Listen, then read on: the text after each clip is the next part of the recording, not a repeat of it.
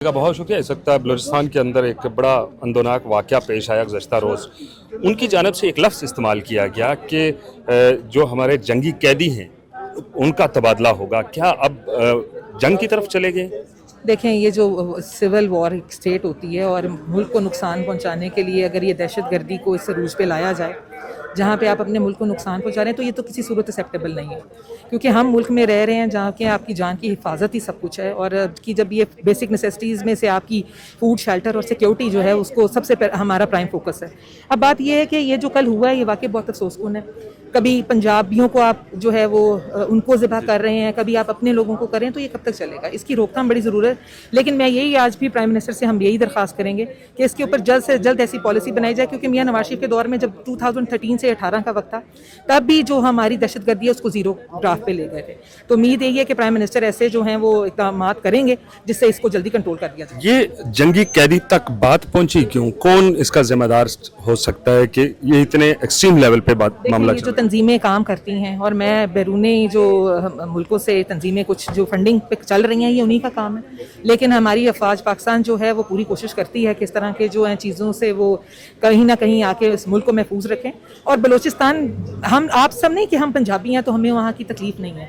हालात जैसे भी हों, ये मुल्क सफ़र करता है, इस पर पोलिटिकल स्टेबिलिटी पे भी फ़र्क आएगा, इकोनॉमिक पे। जैसे इंटरनेशनल मार्केट से या इंटरनेशनल ममालिक से लोग यहाँ पे आके इन्वेस्ट करना शुरू हो गए हैं, डायरेक्ट इन्वेस्टमेंट बढ़ रही है, तो इसका फोकस अल्टीमेटली जो इसका सारा जो इम्पैक्ट है वो ओवरऑल मार्केट पे आएगा।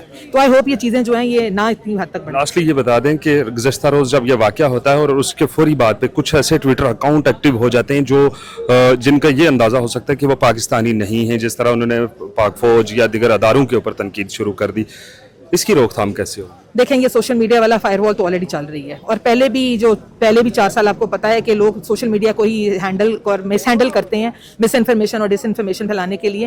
मैं पहले कहती हूँ कि ये जो चीज़ें हैं ये हमारे मुल्क की बदनामी का बायस बनते हैं, और अपने इदारों को खुद गंदा करना ये कोई अक्लमंदी नहीं है। लेकिन जो तंजीमें काम कर रही हैं दहशतगर्द, इनको ये ज़रूर सोचना चाहिए कि आपका मुल्क सलामत है तो आपको सब कुछ मिल रहा है, आप मुसलमान भी हैं, और कभी भी मुसलमान को ये इजाज़त मज़हब ने नहीं दी कि वो दूसरे मुसलमान को जो है वो नुकसान पहुँचाए। तो पहले आप मुसलमान भी हैं, आप इंसान हैं, तो जिस तरह आप कुर्बान लोगों को करते हैं, लोगों के गले काट रहे हैं या लोगों को नुकसान पहुंचाते हैं, तो ये हमारे मज़हब में भी नहीं है। तो फिर आप जो है वो मुल्क की बात कर लें, तो मुल्क की हिफाजत बहुत ज़रूरी है। उधर से ये भी कहा जा रहा है कि जो मुल्क के अंदर इस वक्त मशीर दाखिला, वज़ीर ममलकत बराए दाखिला, वज़ीर दाखिला, वफाकी वज़ीर दाखिला, 3 लोग मौजूद हैं, और मोहसिन नकवी साहब ने कहा था कि एक SHO की मार है। जब इस तरह की बातें होंगी तो दूसरी तरफ से क्या समझती हैं कि रिबटल नहीं आएगा? देखिए, रिबटल्स आते हैं क्योंकि वो लोग, मेरा ख्याल है कि आप जब ब्रेन वॉश कर रहे हैं, आप उनको इस लेवल पे ले आते हैं कि वो मुल्क के अगेंस्ट या आपकी स्टैब्लिशमेंट के अगेंस्ट या आप एंटी स्टेट हो जाते हैं, तो कुछ भी कर सकते हैं। लेकिन वही बात है कि मैं सिर्फ आज इसलिए बात कर रही हूँ कि मज़हब को देखें कि मुसलमान हैं आप, और आप किसी को भी नुकसान नहीं पहुंचा सकते। आप हज़रत रसूल सल्लल्लाहु अलैहि वसल्लम की तालीमात को देखें, आप उनकी रोशनी में भी देख लें, तो कहीं भी ये नहीं लिखा हुआ। लेकिन अफसोस है, ये बहुत अफसोसकुन वाक़या था फिर से, क्योंकि दिल हमारा भी दुखता है, हम भी जो हैं इसी मुल्क का हिस्सा हैं और वो लोग हमारे भाई बहन हैं। तो आई होप ये चीज़ें जो हैं ये बेहतर हो जाएँ, और यही रिक्वेस्ट करूँगी, अगर मोहसिन नकवी साहब भी मेरा देखें वीडियो भी, कि आपसे बड़ी उम्मीदें हैं और कोशिश करें कि इसकी जल्दी रोकथाम हो जाए। वक्त देने का बहुत शुक्रिया।